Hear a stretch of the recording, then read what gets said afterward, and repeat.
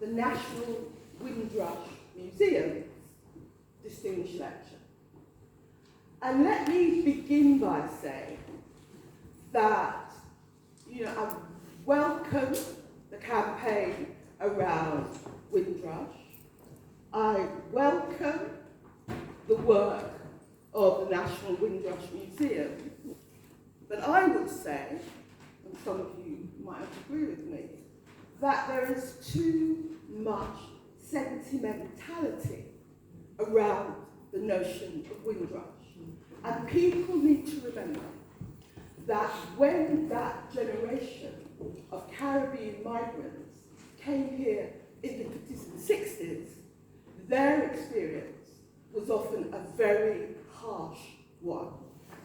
So you also need to remember, because this is what, in the end, the Windrush scandal was about, that they, in the 50s and the 60s, they carried passports which said citizen of the United Kingdom and colonies.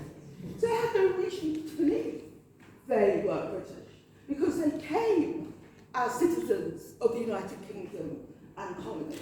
And so that's why Theresa May and her hostile environment policy, which meant that suddenly they had to produce passports, paperwork, when they never had to before. If you came in before the 1960s Race Relations Act, so long as you didn't actually leave the country, as far as you knew, you were British. And that's what made the whole Windrush scandal so painful to that generation. But let me say, it was harsh. And people forget that. People are so keen on being sentimental about it, they forget that it was very harsh. And there are a number of reasons why that generation had a very harsh experience. First of all, there was housing. People forget now, because it's not the case now, but back in the day, in the 50s and early 60s, councils refused to housing. They just could refuse to do it. And they often had rules like you had to have been in the country a certain number of years to be eligible for council housing, and they just wouldn't house people. That's the first thing. The second thing was that black people were forced into the arms of some very exploitative landlords. Some of you remember a man called Rackman, who was a notoriously exploitative landlord, who often charged people twice or even 3 times what their flat was worth. But they had to pay it because as black people, where were they going to live? So there were issues about housing, there were issues about employment. That generation, the Windrush generation, they came here actually to help rebuild this country after the war.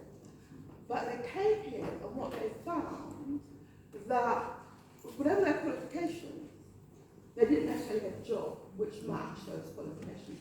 They often had to work at a level below their understanding and their qualifications. But with women, Caribbean women, we were nurses. And actually, one of my friends who are my age, their mothers were nurses.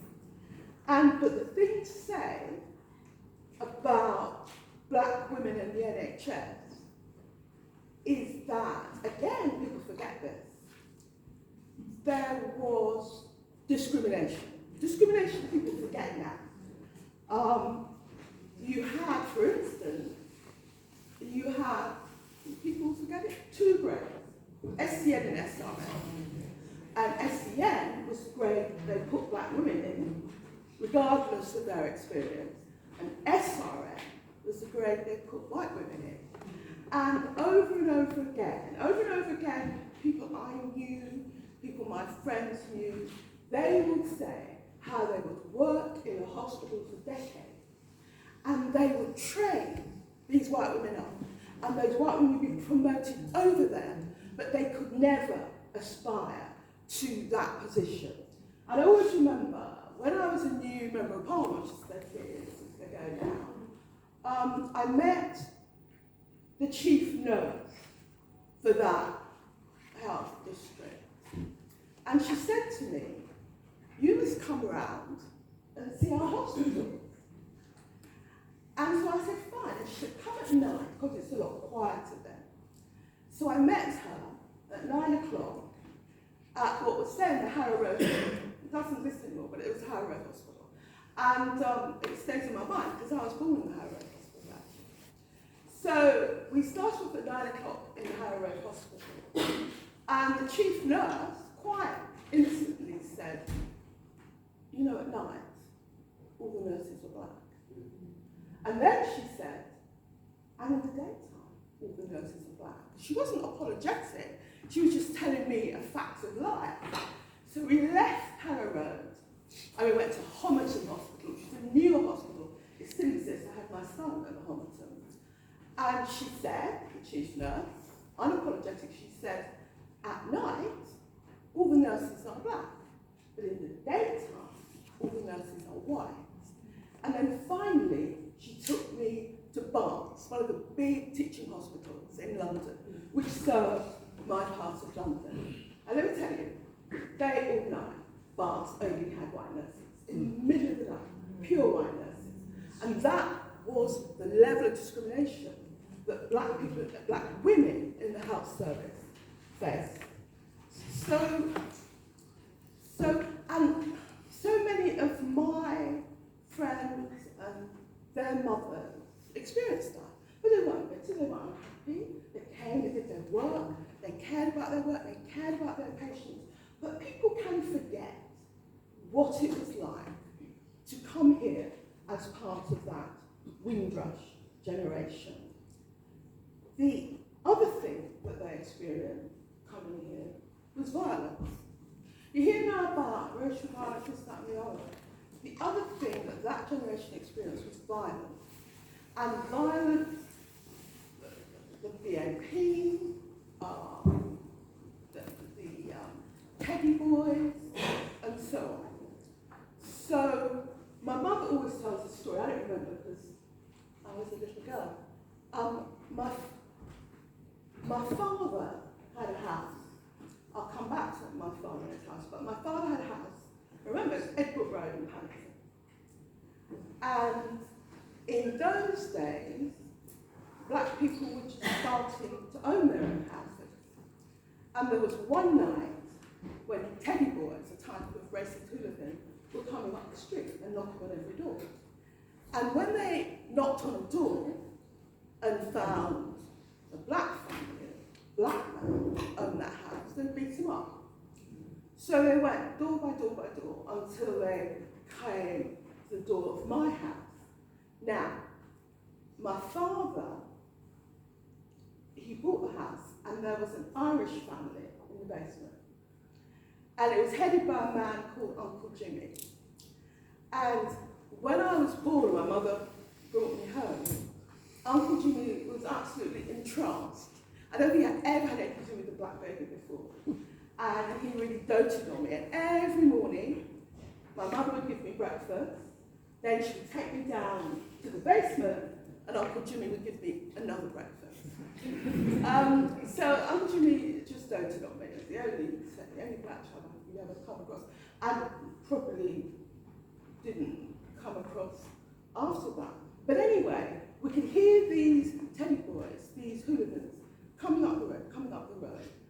And then Uncle Jimmy came up from the basement and said to my parents, they are not going to get our Diane.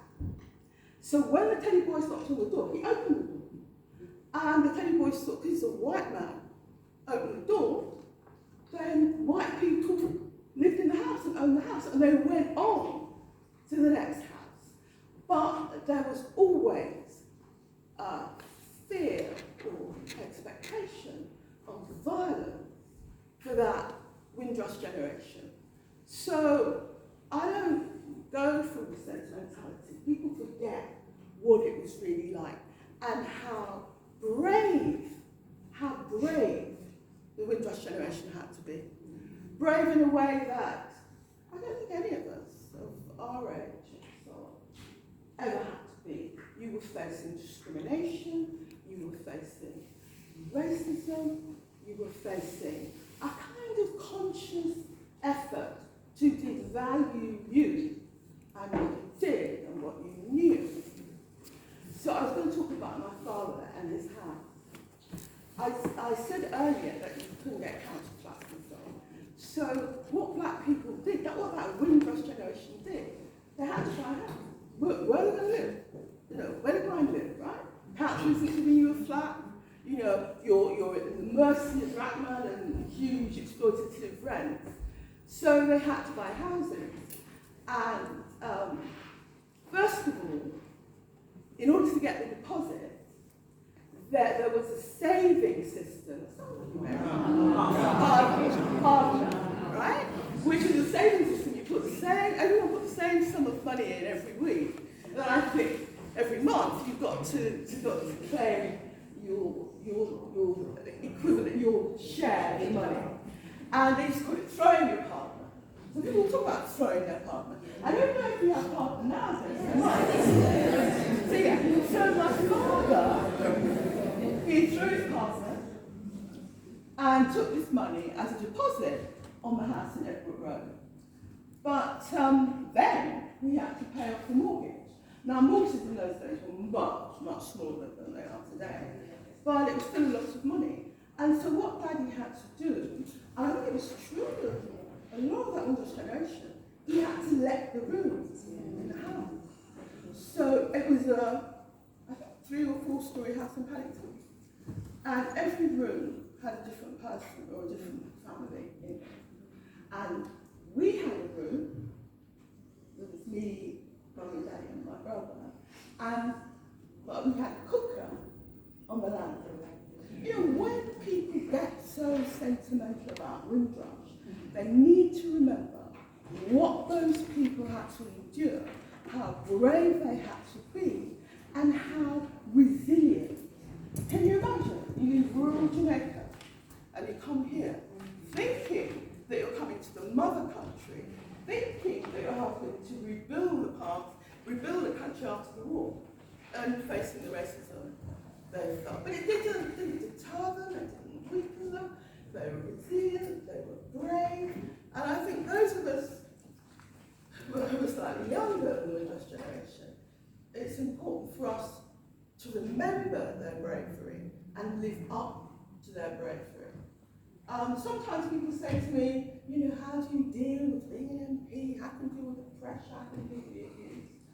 And you know, sometimes I do weaken, but I always remember what my parents' generation had to suffer. And that reminds me that all things being equal, I'm in a better position than they were. So,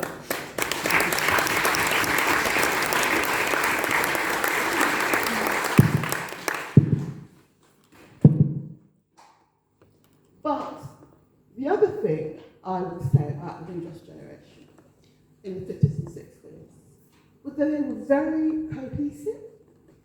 And they were cohesive partly, they were cohesive because they came from the same set of islands. So, I mean, my parents actually, they came from Jamaica, but they'd been brought up in the same village in Clarendon, in Jamaica. But they came here separately. My father came by plane, which was an extraordinary thing to do. But then my father, like his daughter, was quite intrepid. Okay? So he took the plane to come to London. Mummy took the ship. I don't think whether it was actually called Windrush, but it was those ships. So they came, they'd known each other as children and as young people. But they came to London separately. And they were living in Paddington and other great songs. That's what all Western Indians did back in the day. Certainly in North London. I forgot Brixton every So my father was walking on the street and he saw someone he knew, came from the same village and so on. And the guy said to him, you know why he's here? You know why he's here? And Daddy said, no. And he said, Little Luz. Because Little Luz was my mother's name in Jamaica. So they met again, and then they married, and the rest is history. But it was a more cohesive community. That's why you could have a system like throwing your partner, and everyone did it, everyone knew about it. And it was more united. And I would say that at this time, in 2025, we could do with some of that unity today. Because what happens is when we're not united, and we're talking about Jamaicans, Trinidadians, when we're not united, we are weaker, and what it does is it enables the wider society to play one against the other. Yes. So we could do with some of the unity of that generation. As I said, they were a pioneering generation who arrived here with hope in their hearts and a determination to build a better life. And they didn't come as supplicants, they didn't come as people that come, licky-licky. They didn't come licky-licky. They were, as far as they knew, big sisters. And as I remember that era, my parents, their friends, their relatives, they were actually very upstanding and believed in themselves, which I have to say is not necessarily the case today amongst their grandchildren's generation. My mother, as I said, was a nurse, and despite the prejudice and discrimination, the story of the Windrush generation is not just a chapter of British history, it's an integral part of the very foundation of modern Britain. The Windrush story is a testament to the fact that this nation was built by the hands and hearts of Black and Asian people. And we should never forget that.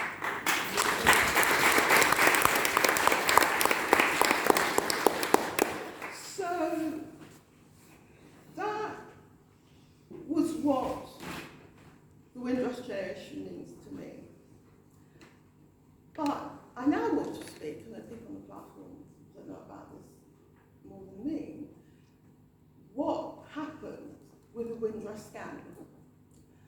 And what caused the Windrush scandal was not people making a mistake, maybe not reading a form, or so and so and so.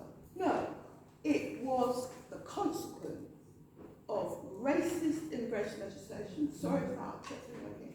It was a consequence of racist immigration legislation, which got worse and worse. From the 50s and early 60s, when my parents came here, there's been a succession of race relations laws, which gradually made it harder and harder for people of colour. And it was Theresa May, who was then Home Secretary, and now poses a really nice and motherly person there. But it was Theresa May that brought in a policy called the hostile environment. Now, the hostile environment was meant to, in a way, encourage Black people to self-deport, because it was going to be such a hostile environment. And then what happened is that generation, the 50s and 60s, who thought they were British, suddenly they were going to hospital, they were going to council, and they were being asked for papers. Papers they didn't have. They didn't have those papers because they didn't need those papers, because as far as they were concerned, they were British. And the Windrush scandal took some time to boil up, and there were journalists, Amelia Diane, who worked hard on it. But I've always been concerned about the subject, partly because as a member of Parliament, I do so much immigration casework, and have done for 30 And so I can see how cruel and unfair the Home Office can be. I know you all come from the Home Office? You've been at the Home Office? Yeah. No, sorry. To be rude about the Home Office.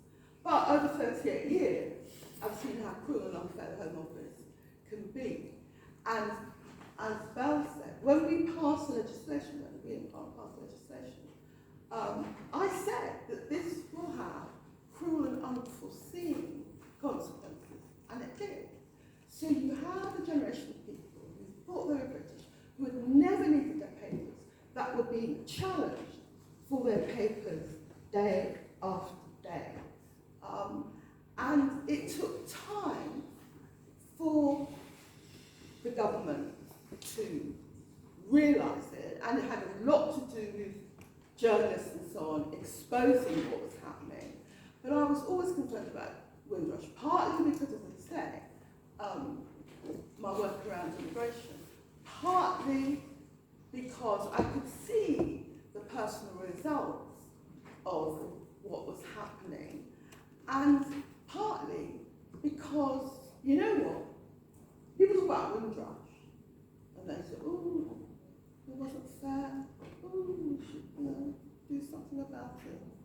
You know what, the thing about Windrush, the thing about that scandal was for that generation of black people, it was humiliating. And it was humiliation, more than any money they didn't get or whatever, it was a humiliation. I mean, you know, my route of my party has been going on about islands of stranger. And I stood in this room and told him about himself. And what I said, don't talk about the islands of strangers.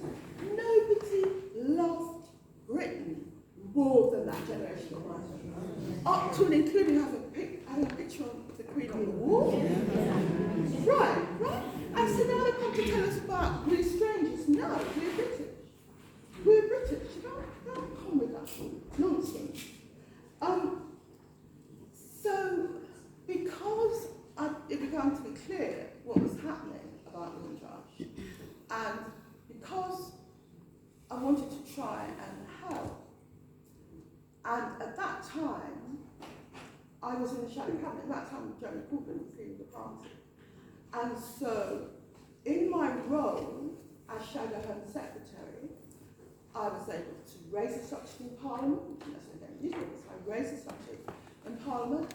I was able, as Val said, to make speeches about it.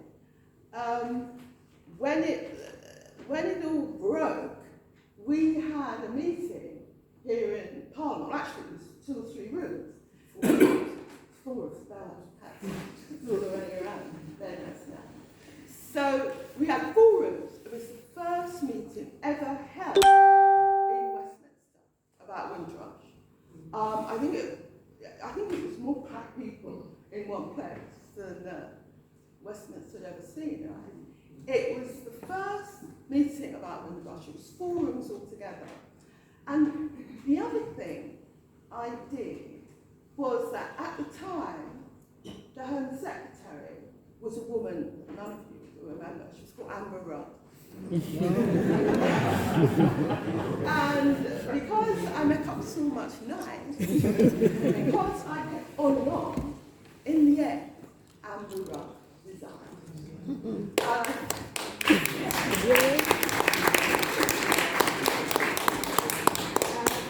I think if I hadn't made so much fuss, and if I hadn't persisted with the issue in here, I don't think Amber would still be, well, not now, but she would have been Home Secretary for a lot longer.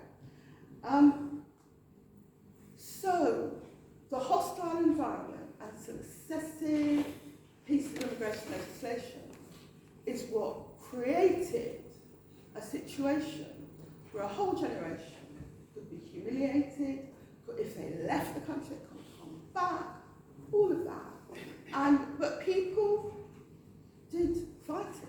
And in the end, Amber Rudd resigned, and in the end, the government had to apologise because I insisted, and we just insisted that they had to apologise.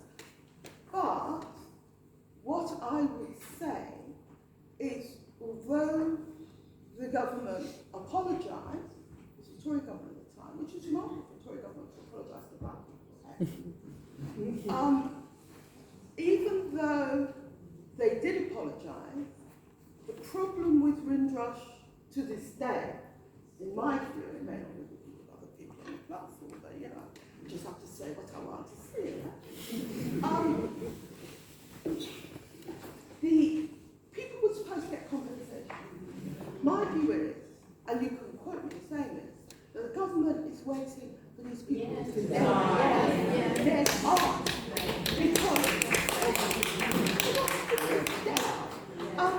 and it's partly that they haven't had their compensation at all, and it's partly that they haven't had the compensation that they should have had. You know, if you look at recently the post office scandal, they're getting a lot more money than we did. And Windrush people's lives were ruined. And as I say, they'll be humiliated in a way that they didn't deserve. So, what I would say going forward is, first of all, we should never forget our history. You know, people would like us to forget our history. People would like us to think that we can only be clients and supplicants and victims. But no, we're not clients or supplicants or victims. We are the descendants of very, very brave people who are the descendants in turn of slaves, took money from our slavery, helped build this country, right? So we're not supplicants, we're not victims. We are the descendants of very, very brave people, and we have shown tremendous courage and dignity in a situation where other communities might perhaps not have shown that amount of courage. So first of all, we shouldn't forget our history. We shouldn't forget our immediate history, but we should also not forget our history going right back. One of the issues which my friend Member of Parliament for Clapham and Brixton Hill has been working on is reparations. Now, when we talk to the political establishment reparations, they look free. They look free reparations. They want our money. No, the point about reparations is first and foremost for the society to acknowledge what slavery did, to acknowledge what this society gained from slavery, and to give us that degree of respect. So we have to learn from our history. We have to support each other. As Belle said, there's been times when I've been in here struggling on particular issues, and other black people weren't offering support because they didn't want to, they didn't want to harm themselves in the eyes of the majority community. But as Belle said, it might be stupid, I'm stupid, but I've always kept on the issues I've cared about. So we should remember our history. We should support each other. I said that earlier about Parliament. We should support each other. We should, if we were closer, if we were more united, I believe we could go further and faster. So we should know our history, we should act together, and we should remember that we're here in this society for a reason. We're not here by accident, we're not here because we just stumbled into the country or we stumbled out of our house. We're here for a reason. And those of you who are churchgoers will know when I say, go on, I'm not a churchgoer myself, But God put us here for a reason. And we have to move forward. We have to know what we have achieved and what we can achieve. And we can, on the shoulders of a Windrush generation, do more than this society believes. Both my parents left school at 14. My mother actually was a pupil teacher, so she was at school for a couple of years more. But they both left school at 14. And they believed in me. I think they'd have been very glad if I'd become like a matron. That would have been good. But my parents could never have believed that their daughter would stand here as a member of Parliament. And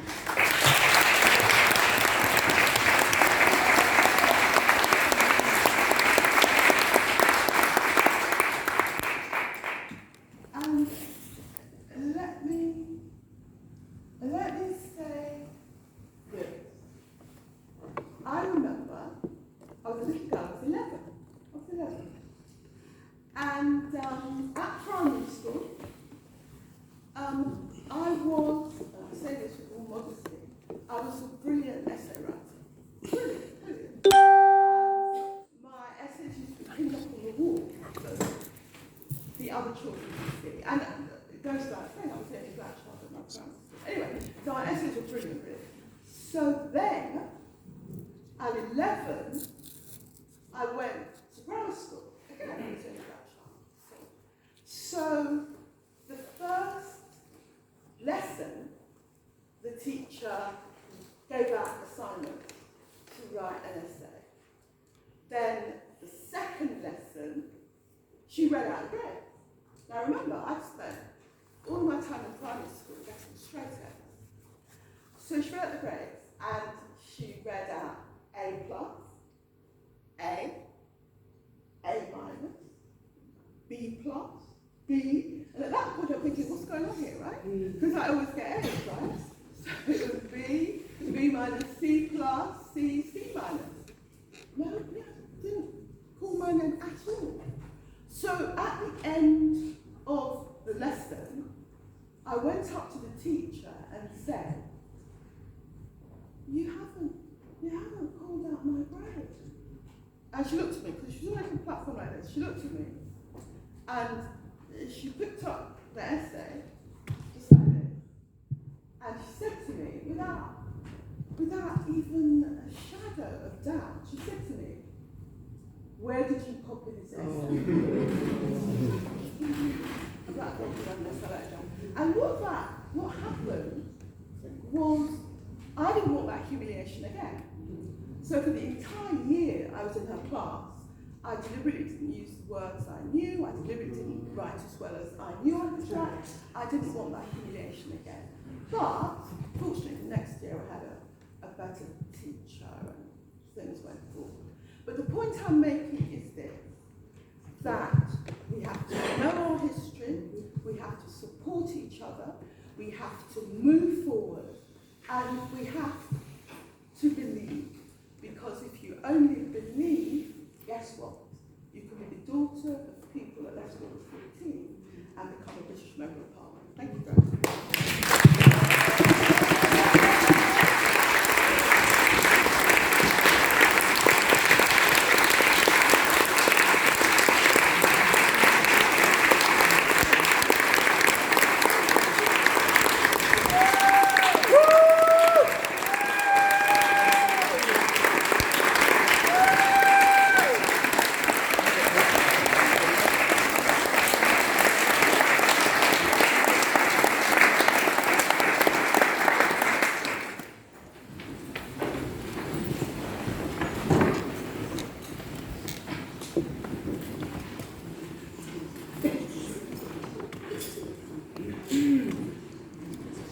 Well,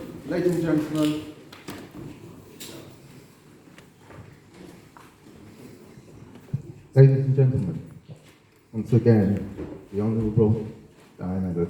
Put your hands together.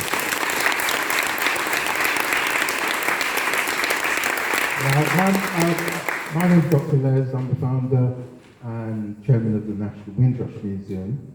We've had a very, very exhausting day, and we've been involved in the first part of our Windrush Summit, which for the first time, I'm going to call you Lady Di there. We're prophesying. Yeah. And that's a good thing. For the first time, they elect individuals like ourselves, en masse, to actually discuss issues relating to our experience in the Home Office. Now, some will doubt maybe the sincerity of that, but the fact is that I think we had a good day. For those, put your hands up who was at the conference with us. And a few that managed to transition, yes. But I think it was a very productive day, certainly in terms of the debate and the discourse. And it's the first part of a series. In actual fact, we decided to go ahead with the Windrush Summit based on some conversations that we had, if you remember, in Greenwich, when we had the visit from Sir Hilary Beckles, and he delivered an excellent distinguished lecture over it in Greenwich University. And I'm so grateful that Diane Abbott accepted to do our distinguished Windrush lecture. And I'm really grateful that we managed to do it in this place. So I have to say, thank you so much for making that happen. Thank you so much for Belle, for your introduction to Diane. And I have to bring in, I hope I can just call you Nemo. Is that okay? She's been just pivotal to making things come together behind the scenes. Now, we did say that we were going to debate, and perhaps not debate, that's a strong term, give a response to the very great content that Diane, she set the table. You know, when you go for a good meal, then now you're looking at the meal and you have to partake of the meal. So what we're going to do is we're going to spend about 20 minutes or so just giving a response to the distinguished lecture, and then we're going to kind of wrap this up and try and get you out of here by 8:30. Is that okay? Right, thank you so much. So I'm going to switch back onto the program a little bit, and I'm going to ask, first of all, for Elaine to give a quick introduction. Then Maya, these are all members of our board and or our development council, and they've all been instructed to do various things. So if we can keep it short, and then we'll get on to the panel discussion within the next 5 minutes, if you don't mind. So Elaine, if you could just introduce Mia. Mia, I understand that you've got a short poem, and then we'll go on to the response from others. Thank you. Thank you. Good evening, everyone. My thanks. I recognise Right Honourable Mother of the House. Can everyone hear me? Sorry. Yes. Mother of the House, Diane Abbott. Closer. Good evening, everyone. Thank you so much for helping me with that. I'd like to say, on behalf of the National Windrush Museum, I recognise Mother of the House, 38 years. I salute you, Right Honourable Diane Abbott, and of course MP Belle Addy. Thank you so much for your work. I grew up in Brixton, and I thank you for your work in Clapham and Brixton Hill, and all other distinguished guests. I am a proud member of the National Windrush Museum. I'm the board registrar and archivist. I'm here because I don't want my mother or my father's footsteps to disappear in the sand. And I make that reference because I know that the desire behind building the National Windrush Museum was because Dr. Les Johnson here, vision bearer, and other of his peers had looked at the fact that they'd lost their elders. And as he walked in the sand, he remembered that those footsteps were disappearing and what that meant. And he was able to make that vision become actualization, getting together with other people of like mind to build the National Windrush Museum, a museum that, when we think that there are 2,500 museums in the UK, but none that represent the Windrush generations When I say generations, that's because I recognise the Windrush generation and their descendants. My parents came here in 1950 and 1959. They married here, 7 children, 22 grandchildren, 17 great-grandchildren. These are descendants. These are the Windrush generations. And I stand on their shoulders. So I thank you so much for coming. And I just wanted to say it's been an incredibly historic day where in the Home Office we literally debated right down to the very term Windrush. We took it right down to the basics. This is a continuing journey, and it's my honour to be here. And I'll just hand you, I won't take the time, I'm going to hand you straight over to Mia. Thank you so much. Mia Morris, OBE. Good evening, everyone. I'd like to take the opportunity to thank everyone for coming. I'm not going to be long, but other than to say that today we've had the making of history and the reframing of history and its storytelling. And I start off by saying, I am Windrush, you are Windrush, we are Windrush. I also want to say, I stand with Diane, you stand with Diane, we stand with Diane. And the poem I want to read is an extract from Maya Angelou called Continue. And it's about the importance of continuing the dialogue, the conversation. And we must lose sight of what's important, which is to work with the next generation of people. And as everyone talks about, the footprints in the sand. Continue. Into a world which needed you, my wish for you is that you continue. Continue. To be who and how you are, to astonish a mean world with your acts of kindness. Continue. To allow humour to lighten the burden of your tender heart. Continue. And it's just to thank Diane for her amazing, astonishing, historical presentation, one which is memorable and should be recorded and not forgotten and disseminated across the schools.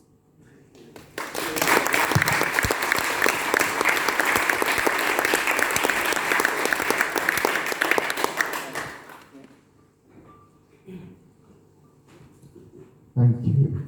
And I have a distinguished panel, and I'm going to tell you who they are, and then I'm going to ask them to give us a little bit about themselves and give a response to Diane's excellent speech.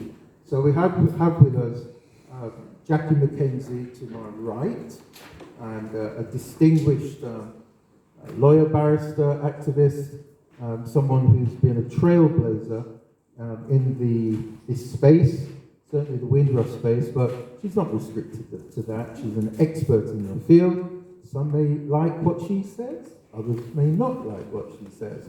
But she's a woman of influence, a woman of power, and I'm sure that she will be able to give us some contributions here.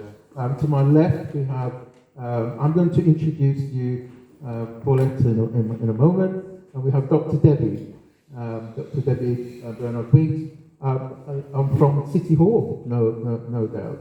I attended a conference last week. Who was at the conference at City Hall last week? We were invited into Dr. Debbie's house, I think. It was amazing, and thank you so much for leading that conference last week. Extremely pivotal. Maybe you'll give us a little bit of flavour of some of those things. And we have Lamaya, Jerry. I mean, she's very used to this space, of course, because she has many gatherings and conferences and things that happen in this space. And then over on my right, we have Gary Stewart. Can you put your hands, Gary, so everyone can see you. And Gary is a member of our board as well, and he makes a great contribution. Now, the issue is, 2 years ago, we happened to be at the House of Lords, and it was quite phenomenal, really, because we were invited there in order to launch the National Windrush Museum. Many of you may not have heard of the National Windrush Museum. If you go onto our website, nationalwindrushmuseum.com, that will give you a little bit more information. But never did we think that we'd be here today in Parliament or the Westminster Palace. Never did we think today that we'd even be invited into the Home Office, but here we are. So, Dr. Debbie, I'd like to start with you, if you don't mind. I'm just going to ask you, just give a little bit about yourself and one point that you would like to raise in response to Diane's speech.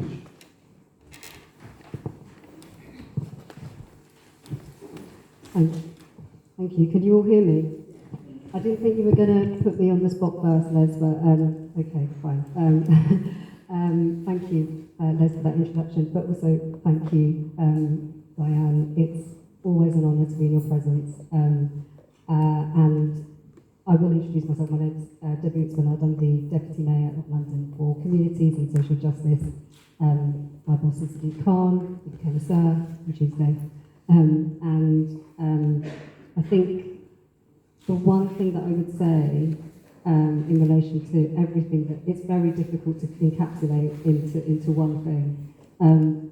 I think the thing that has really struck me about Diane's amazing speech is the relationship between racism and the Windrush scandal. And that it's really important for us to continuously remember that the Windrush scandal is but a symptom of historical and structural racism. And everything that she said, I know I'm going on a little bit, but everything that she said about knowing our history, knowing the context within which Windrush came about, and knowing about the history of those Immigration Acts, the Race Relation Acts, and the intentional attempt by successive governments to effectively stop people of colour from coming to the UK to settle and make a home. That created the conditions for the Windrush scandal. And I think what has been so amazing about what Diane said is that it reminds us of the importance of remembering the role that racism plays. And at that event that we had last week, where we invited people to come along, including Jackie and others, to talk about the third recommendation of the Wendy Williams Lessons Learned Review, which is about repair and reconciliation. It was raised then that racism is the elephant in the room, that people never want to talk about when they talk about the Windrush scandal. And my point that I would make in response to what Diane has said is that racism can never be the elephant, the giraffe, the leopard, or whatever animal we want to describe it as, because we are living in a context where the far right is rising across Europe, and where equality and diversity and inclusion have become words of weaponization, and where we have political leaders and a whole political party which has been set up as an anti-migrant, anti-immigration party, and where you have people who will say that it's not racist to talk about immigration. I think we need to be in a position to say that yes, it is, because that relationship between immigration and racism is what created the conditions for the Windrush scandal. And individuals like Diane, who stand up in Parliament and remind us of that relationship, are what should galvanise us to make sure we remind people of that relationship. So, Thank you. The reason why I started with you is that we're going to come this way. So Lamaya, I know that one of the things that you like to focus on is education and the impact of racism, race equality, diversity, and so on and so forth in education. And you speak very much around systemic racism and structural racism in these areas. Now, Diane mentioned her experience in the education sector. I was aghast at what happened with your English teacher. So give us some of your points of view, particularly focusing on education. Hi everyone, thank you for coming today. So my name is Diane and I'm the CEO of Enact Equality, which is a non-profit organisation, a black-led non-profit organisation that works with political leaders and grassroots organisations to campaign for racial justice. By far, one of the key points that Diane Abbott said that resonated with me the most was about the need for us to support each other. I know that from working with Diane for many years now, that, I mean, we really stand on business with that. I think out of all of the political leaders that I've worked with, by far, you really put action to your words. And education, by far, is key here. We've seen it with the disproportionate number of black boys and black girls who are strip searched in schools. We've seen it with the school to prison pipeline. We've seen it with school exclusions. We've seen it with the lack of black teachers, specifically the lack of black head teachers. We've seen it with the issues in relation to the initial teacher training course and the fact that over half of black candidates are rejected from the actual training course itself. So the issues clearly really are systemic. And I want to quickly go back before I hand over the mic. This issue around the Windrush compensation scheme is something that's super, super close to my heart. It was my great-grandparents who came over from St. Kitts during the Windrush Generation. My great-grandparents had 9 children between them and brought them all straight over from St. Kitts, settled in Nottingham, if you can hear my accent, and then they went on to have my grandparents and my parents, and then to me.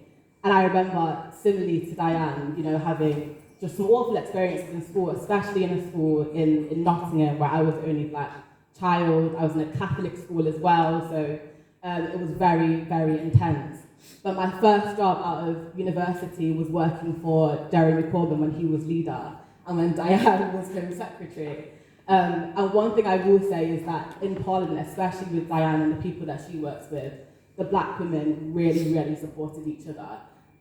When I finished working for Corbyn, I got a master's at Cambridge, and Diane was the first person who came and had a meeting with me to kind of give me advice and to mentor me before going to Cambridge. When I finished at Cambridge and set up my company, I set up a parliamentary group here, and Diane was the first person to say that she wanted to chair the group. So Diane really does, you know, mentor and stand on business, and I just hope that everybody in this room takes inspiration from those words. Like, what can we do to support the next generation? What do we do in our personal lives that actually makes a tangible change on other people? Do we mentor anyone? Do we push our bosses to increase the number of black candidates or black employees in our workforce?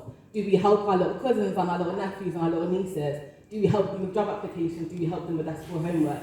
But I think a lot of the things that we talk about starts at home. It starts when thinking about what we can do ourselves. I mean, we campaign on the Windrush Generation. We have the access there. But aside from that, I think there's always power in what we can do ourselves and in the agency that we have as well. So that's the point that I wanted to make. Thank you, Laura.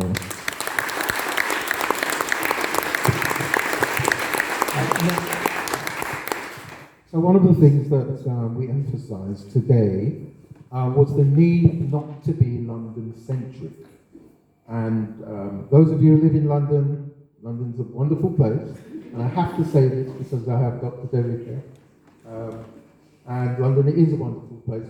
But we were very, very fortunate. I have to report to you that we had individuals from Scotland that travelled down. In fact, there may be someone here. We had individuals from Northern Ireland that travelled across. And we had a whole lot of people from Wales. Is there anyone here from Wales? And we have one of our stalwarts over in Wales, Professor Uzo, who brought many people across with us. So I have to report to you that we managed to galvanise support, not just in London, but throughout the whole of Britain.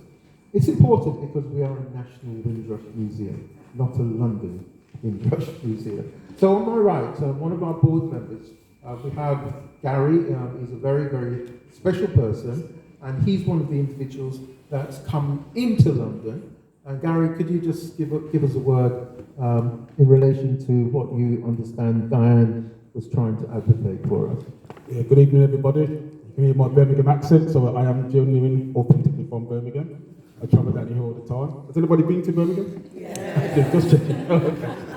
So, I'm not sure about introduction. Special. What does that mean? But what I will go on to talk about, Diane mentioned about, it's about being sentimental. We have to be sentimental about our history as well, because as you said, in the regions, we're often left out as well. I mean, it's in London today, it's a great turnout as well. But Birmingham has a different story. Manchester, Preston, they all have different stories, but it all relates back to here. The Windrush stopped in Tilbury, and people left Tilbury and went to other parts of the country.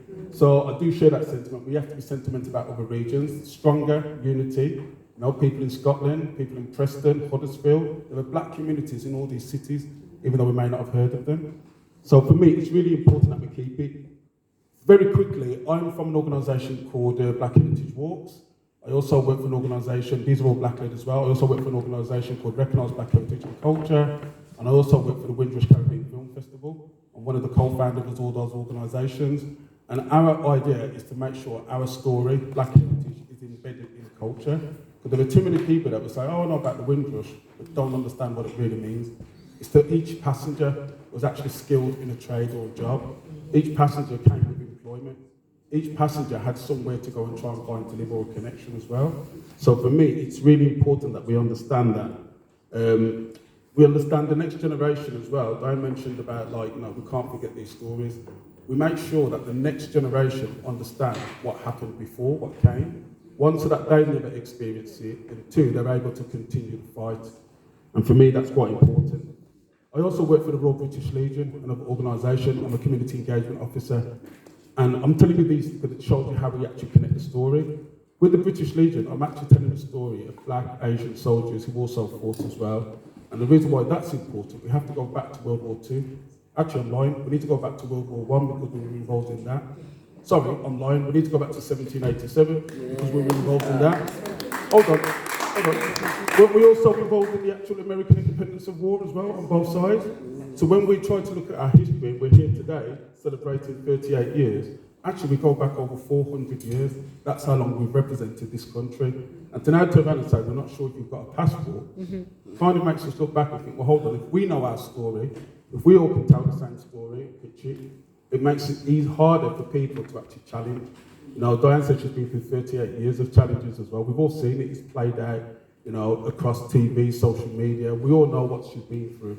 And it's for us to make sure that we carry that torch, that light, when she does retire, whenever that is. I'm not pushing you, Diane, sorry. But I'm saying that when she does retire, that we're able to pick up the baton and tell the story as if we're speaking as her. And that's really important.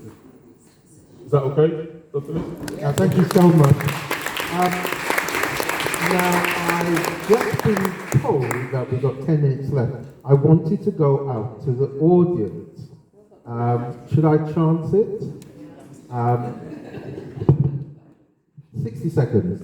I'm not entertaining statements. It has to be a question. Thank you so much, Diane. There are so many things that you said that resonated. I'm from Clarendon, and also I work at Arts Health. Now, I'm the co-chair of the BME network, and I'm trying to set up our Windrush on the 23rd at Arts Health. And I went to my archivist and I said, have you got anything? And you mentioned when you went to Barts, all white nurses. And it's so true. And the archivist told me actually they buried the Windrush Generation at Barts.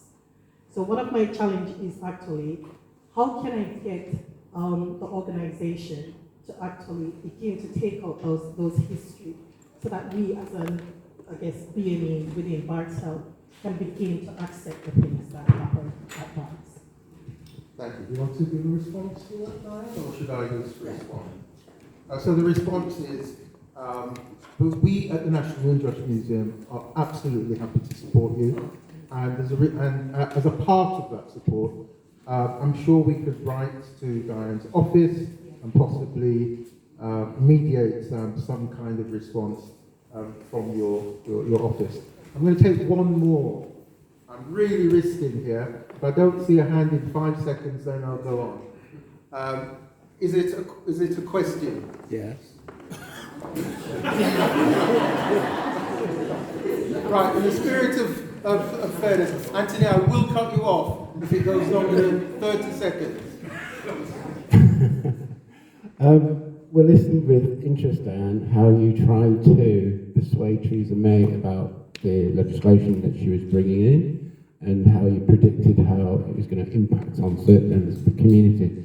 I'm just wondering, is there a move in Parliament at the moment with regards to the historical roots of the Windrush scandal report that talks about the legislation of 1971 being deliberately designed to keep out black and brown people. Are the people working to reform that act and to take out the racist parts of it?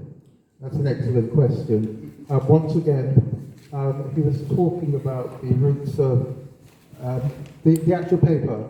The historical roots of the Windrush scandal. And whether there are any strategies in Parliament to actually deal with and respond to that. That is a huge question. I would say, if you don't mind, on your behalf. Let me say something on my behalf. Okay.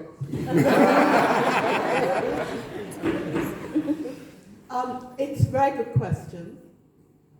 There are various people in Parliament trying to work on things, as you say.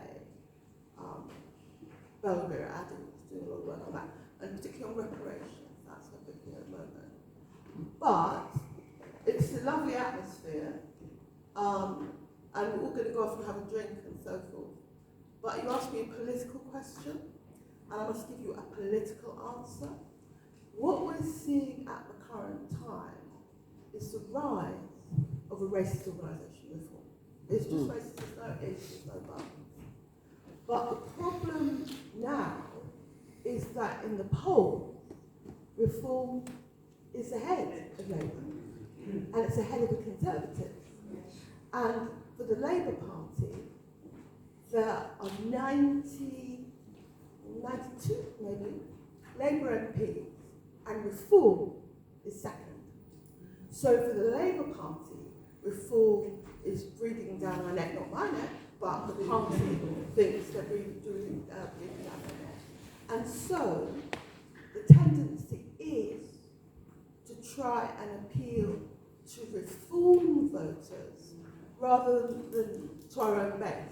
In our own bases, yeah, not just black people, but so we're talking to reform voters.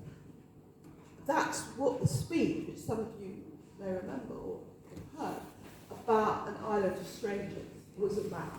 It's about appealing to people that vote reform. And I don't think it's going to work.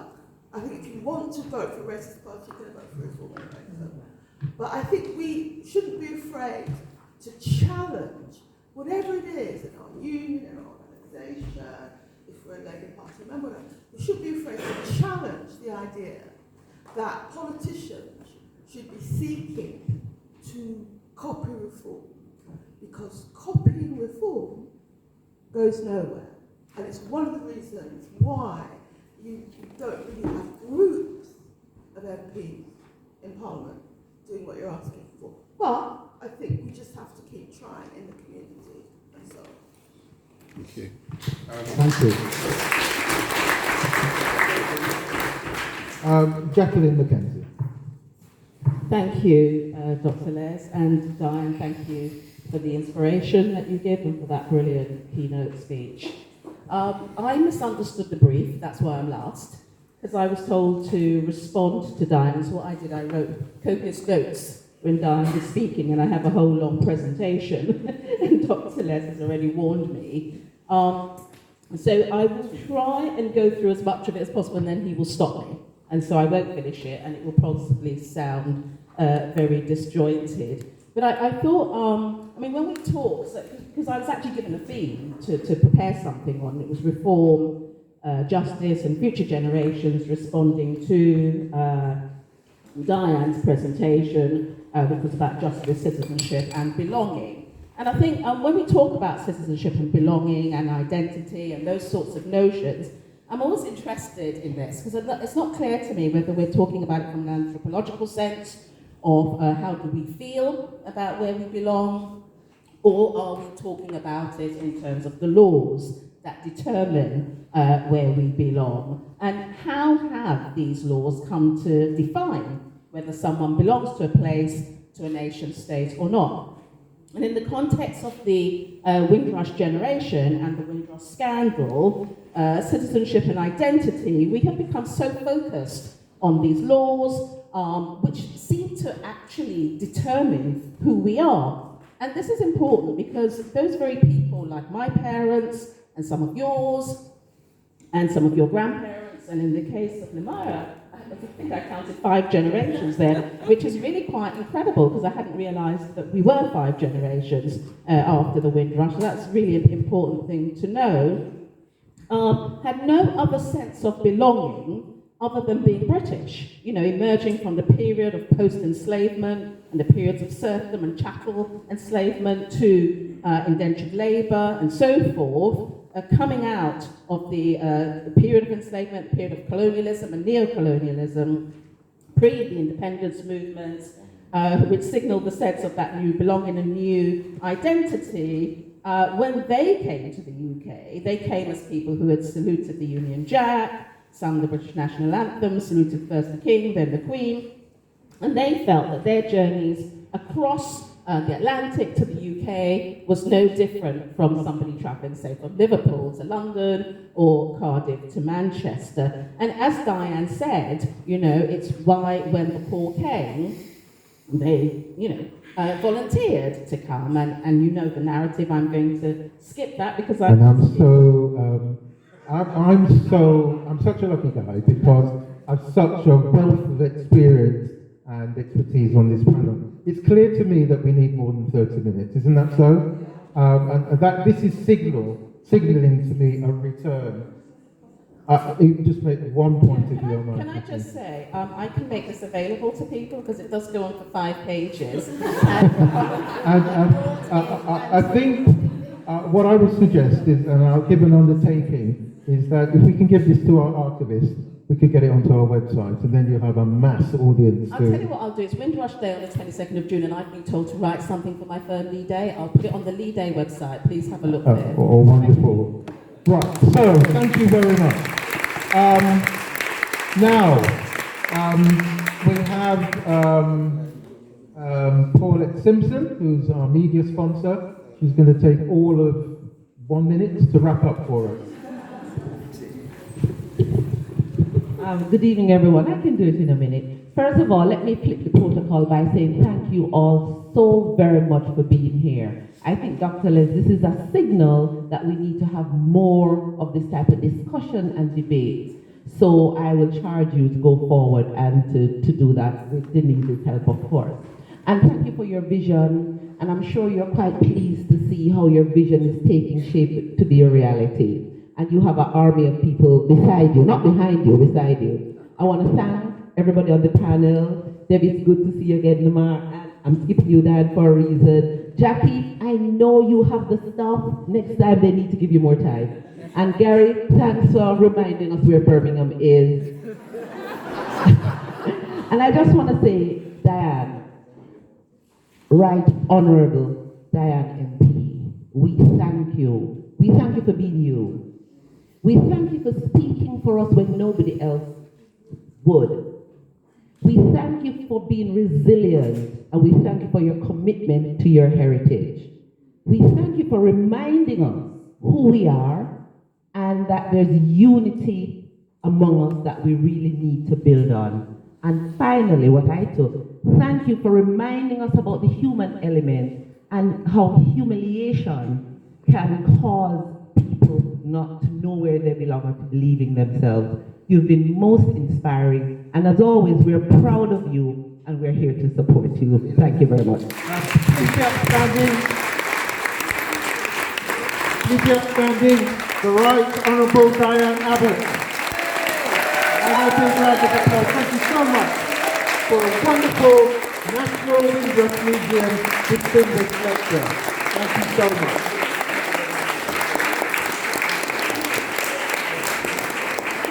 Right, I'm now going to hand over back across the staff.